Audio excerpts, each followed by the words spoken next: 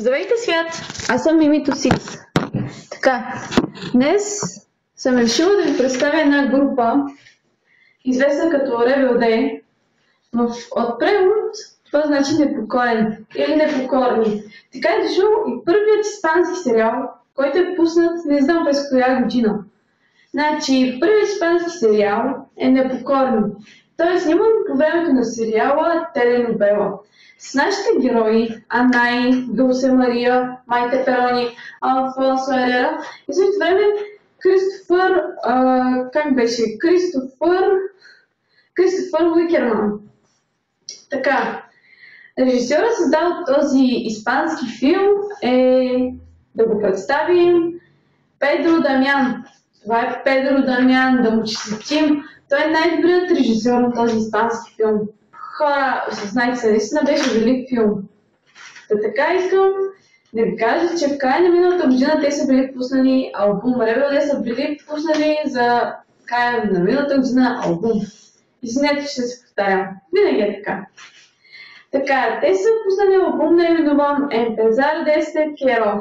Така, това заглавие значи почни от нула. Да, дайте всички да почнем от нула в живота си, то тогава ще бъдем бебета на човек.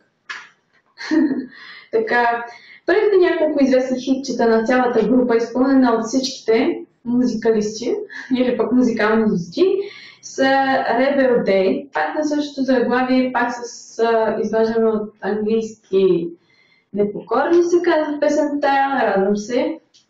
Така, Nuestro Amor. Бях го записала, но съществено забравих да го напиша на тъста си. Nuestro Amor, мисля, че беше нашата любов или нещо такова. Така. Те са общи парчета на всички от групата. Така, две от другите се имат по две собствени парчета. Това са Дулси и Анай. Поздрави за тях, момчета, ако гледате. Така. Дулси и Анай имат по два хита, значи първият хит е Em's a Name, значи Em's a Name и Салваме са написани от Анай, също и така изпяти на някои от концертите им.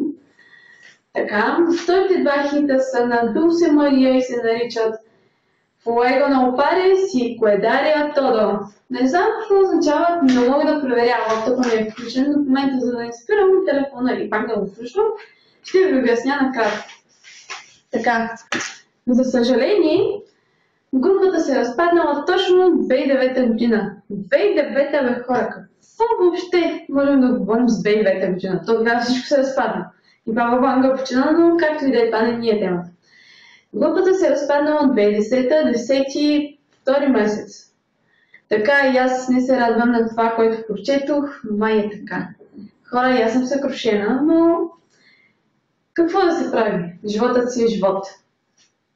Както и аз така, значи, накратко ми викат Ави, значи откакто сега го помня този клип, че го почнах, ще ми викате Ави и може да ми зададете въпроси там отдолу под коментарите. Да, разбрахте ме много добре. Искам да ми пишете въпроси и да ми предлагате другите, пък аз ще си помисля и ще почна да правя още клипове, когато имам време. То така, утре почваме втория клип, пак същото заглавие, но може да не го почвам. Така че предложете нещо и аз ще го направя съществено от вас. Така, много поздрави от Мимито и да пожелаем на другия блогър и той да ме види и да ми го хареса. Надявам се, че съм ви харесала.